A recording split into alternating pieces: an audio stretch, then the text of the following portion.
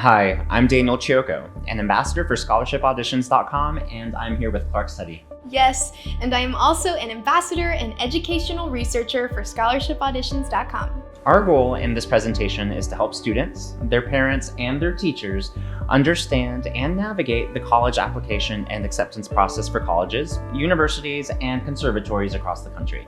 So Daniel, let's start out by saying that with the onslaught of COVID-19, collegiate recruiting has and will continue to change and evolve.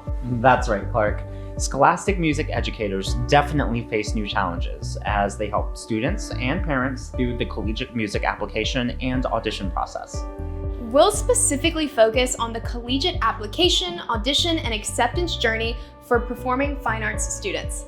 We'll also speak not only to students who are potential music majors, but also students who aren't planning on majoring in music, but want to use their high school musical experiences in a collegiate ensemble. In this process, you, the music administrator and teacher, often become both counselor and co-parent with the students and parents as they make their choice to become a music major in college. You also play this role even if they don't major in music, but want to participate in collegiate musical ensembles in the hopes of acquiring music scholarships.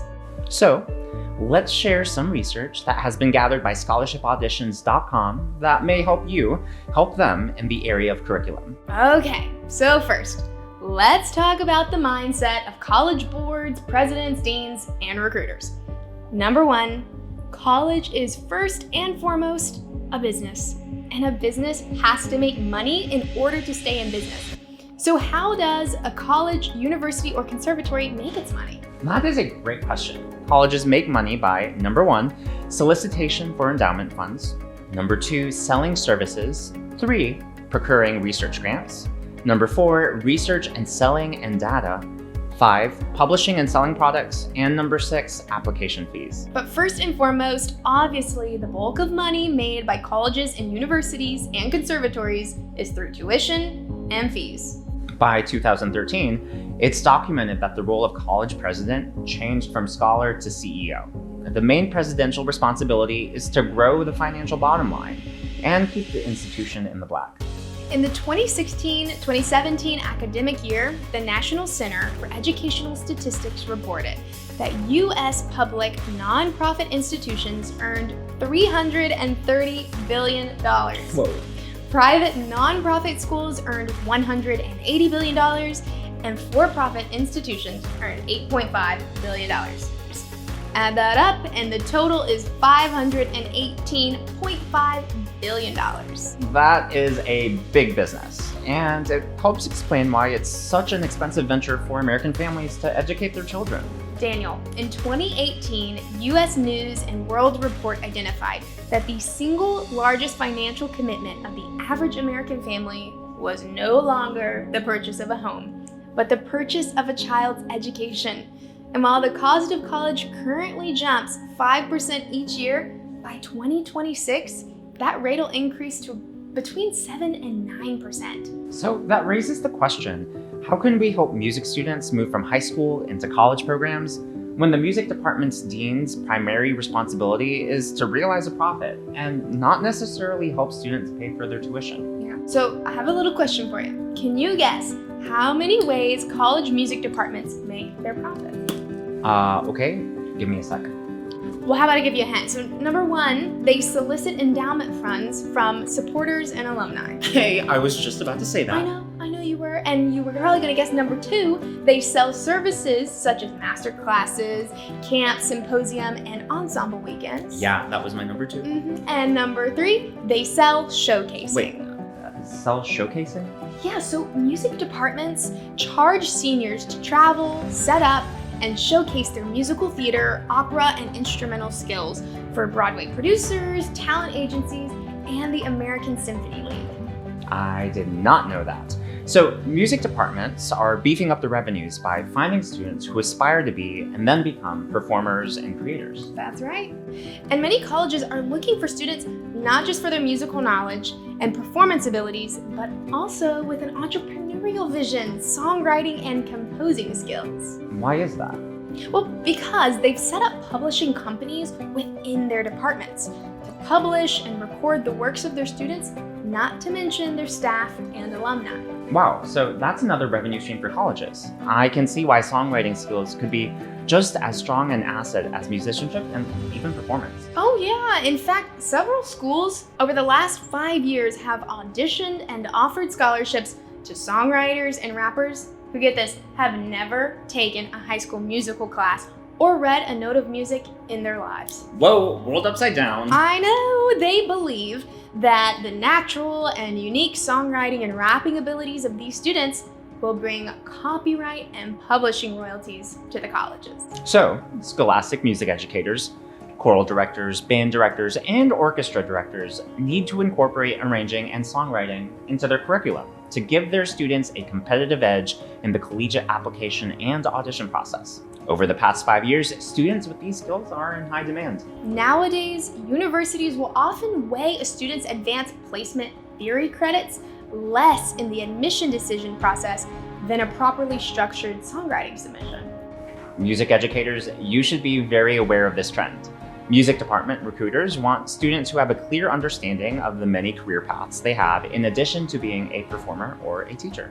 They're looking for graduates who can have a profitable career in the music industry, streaming new music, composing and orchestrating soundtracks for film and video games, or even writing the next Broadway smash hit like my favorite, Hamilton. I love that musical.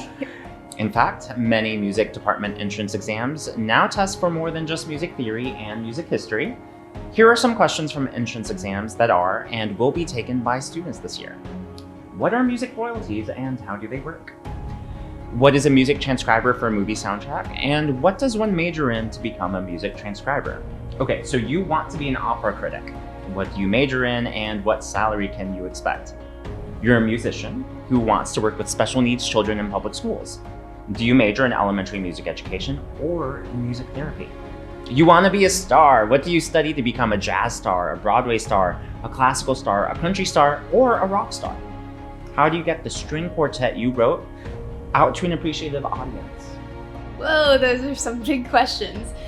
As Daniel just showed, there are over 20 college and university recruiters offering an undergraduate degree in music entrepreneurship. You'll find these opportunities on music department secondary applications and in the audition weekend interviews. So, scholastic music educators should add discussions on careers in music outside of performance and education to their yearly curriculum. It will be an asset for all of your students, especially those college-bound music majors. And all of these collegiate trends reflect drastic movement in our economy over the past 10 years, as the entertainment industry has changed due to the digital revolution. Yes, without exception, every aspect of the entertainment industry intrinsically incorporates music. And PricewaterhouseCoopers reports that the US media and entertainment industry is the largest in the world. That's right, Daniel. At $717 billion, music represents a third of the global media and entertainment industry, including motion pictures, television programs and commercials, streaming content, audio recordings, broadcast, radio, book publishing, video games. The list goes on and on. Wow, in fact, in 2019, $43 billion was earned in the US music industry, and shockingly, economists say that figure will reach $82.5 billion by 2023. Another documented fact, in 2014, the entertainment industry was ranked 26th ranked business sector in the US economy, and in 2019, it was ranked 11th. So, these college administrators see the growth in entertainment and music sector, and they want their students to have a piece of this very lucrative pie. No longer will music educators have to remain silent when parents tell them they are happy their child enjoyed the music group, but they don't want them to major in a field that doesn't make any money. If music teachers filmed a seminar on how people can make money in music today and made it required viewing on YouTube, parents and students could see a path to financially success in music. Maybe that's how they get a greater commitment from them to high school music classes. Another trend that colleges and universities are bracing for is change in enrollment patterns as the types of parents and students evolve. And that's right.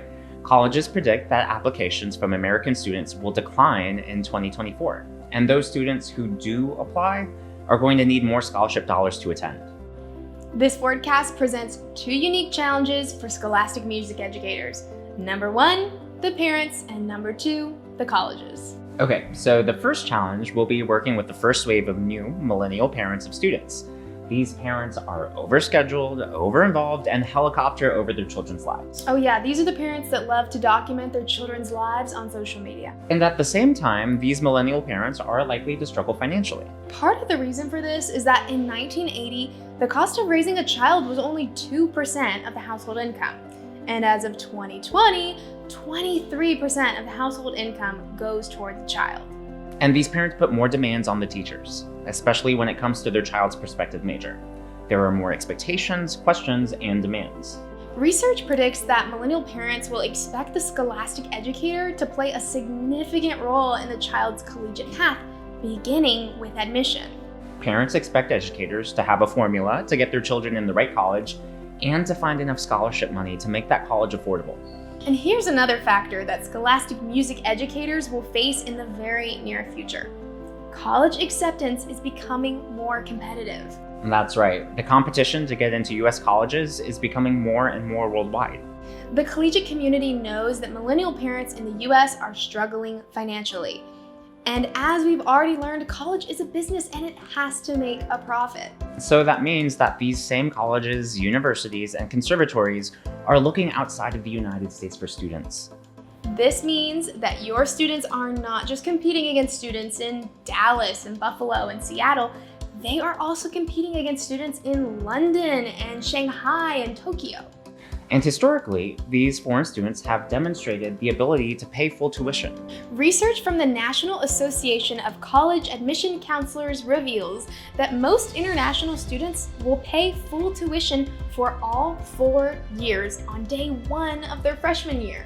Oh, but that's not all. On top of that, according to the Fulbright Commission, more than 600 American universities offer scholarships worth $20,000 or more per academic year to international students. And another factor colleges are considering is the time a student has put into music education experiences in the school classroom and in private instruction.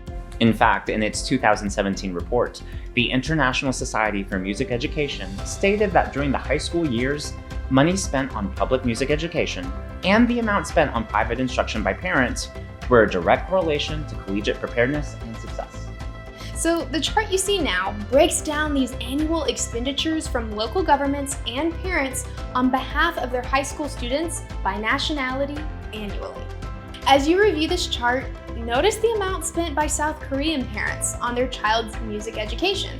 $1,751 and $917 more from the government.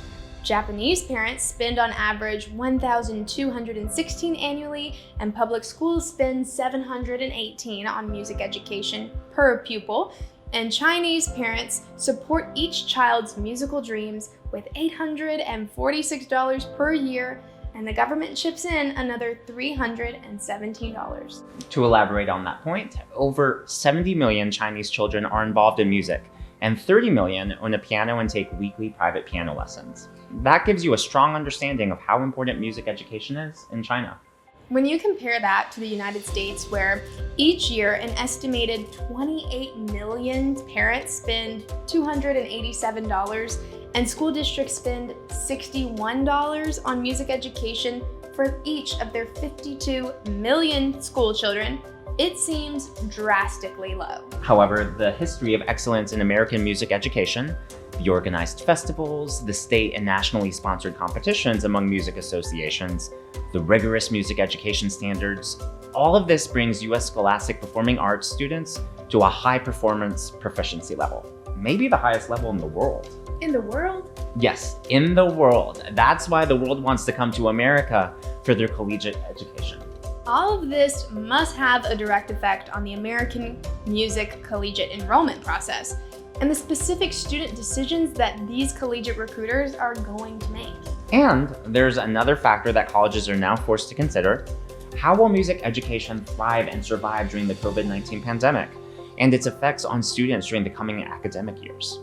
American secondary music educators must find new and creative ways to keep their students involved and achieving personal success during these really trying times.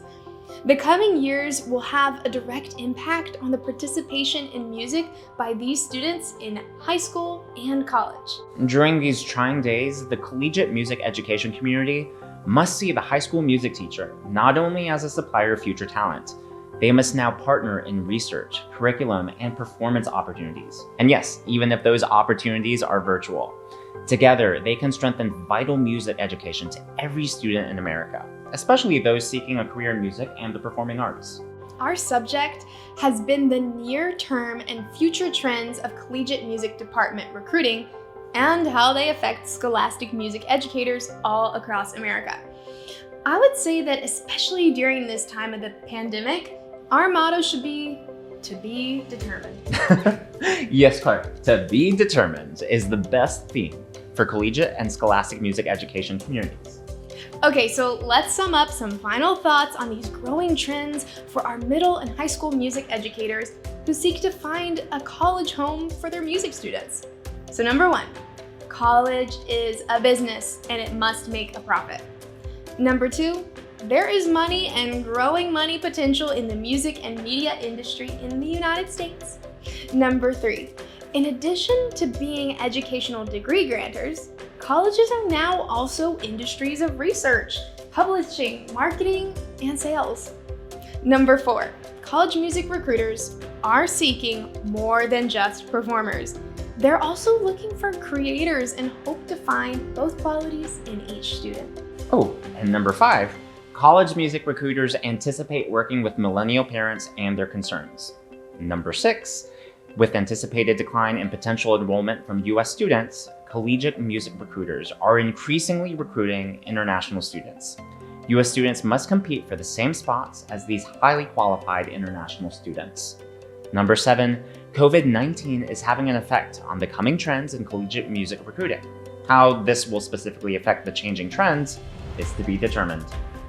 All of these trends have created historic shifts in collegiate music department recruiting. However, as always, excellent music teaching, parent support, and determination and preparedness of the student continue to be the fundamental keys for a student to succeed in the college administration and audition process. Yes, no matter what the current trends are, student success will be determined by the parents, the teachers, and most importantly, the students' attitudes, their goal setting, and their tenacity. So for you middle and high school music educators, keep doing excellent work and your student will achieve success. It really is that simple. We hope that you gain some knowledge and understanding that will help you in your training and encouragement of tomorrow's performers. This presentation and its related research has been brought to you by scholarshipauditions.com.